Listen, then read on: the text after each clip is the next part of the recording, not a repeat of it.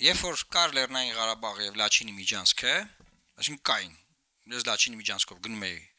Արցախ, այնտեղ ինչ որ մեկը կանգնացնում է մեքենան, ռուս խաղապարներից եւ ասում է բացեք ձեր բեռնախցիկը, բացում եմ նայում է այտենց, ես ձեզ ասեմ բան, այտենց ձևական բաներ։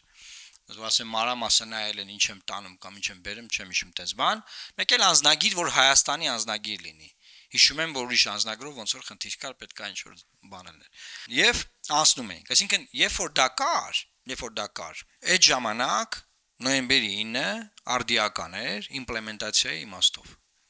Երբ որ դա չկար, բայց մենոնք շարունակում էին քննարկել, թե ոնց անեն, ոնց ճանապարհ տան Ադրբեջանին։ Ես պնդում էի, որ մենք պետք է նոյեմբերի 9-ով պահանջենք հանդիպում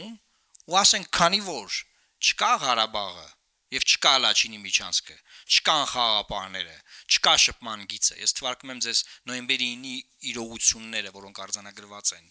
հա? Չկան փախստականների հետ դարձի մեխանիզմները ՄԱԿ-ի հանձնակատարի գլխավորությամբ։ Այդ փաստաթուղթը անգիրի գիտեմ, էլի ամեն տառը, բառը, ստորակետը ոնց է դրած բան։ Եվ քանի որ այս իրողությունները չկան, հետեւաբար Հայաստանը Ադրբեջանին որևէ յուրահատկություններով ճանապարհ տալու պարտավորություն չունի եւ հետեւաբար ճանապարհները բոլորը բացեք, գնացեք, եկեք ախպեր ջան, ապա շրջափակում արեք։ Եվ ասում էի դա հնարավոր է անել նոյեմբերի 9-ով, այսինքն նայ, այն կողմից պնդում են, որ նոյեմբերի 9-ով պետքա տալ ճանապարհ, երբ որ չկար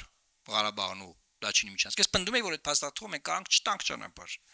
Վերջում գնացինք թրիփին, չէ՞։ Դե թրիփը արդեն հիմա էս պահին ոնց որ թե չկա էլ տենց բան, հա։ Եվ հիմա ռուսամետները, չգիտեմ ինչ ամետները, բան, ես ասեմ նոյեմբերի 9-ը մեր համար բարձա առաջի ռեակցիաները մեր շատ վատն ա եղել, բնականաբար, բայց դա մեր համար մի հատ փաստաթուղթ էր, որ պետք է ատամներով պահեինք։ Բոլոր նրանք, ովքեր այդ փաստաթղթի դեմ կռիվ են տալիս, այդ մարդիկ ուրեմն չեն ուզեցել ի սկզբանե, որ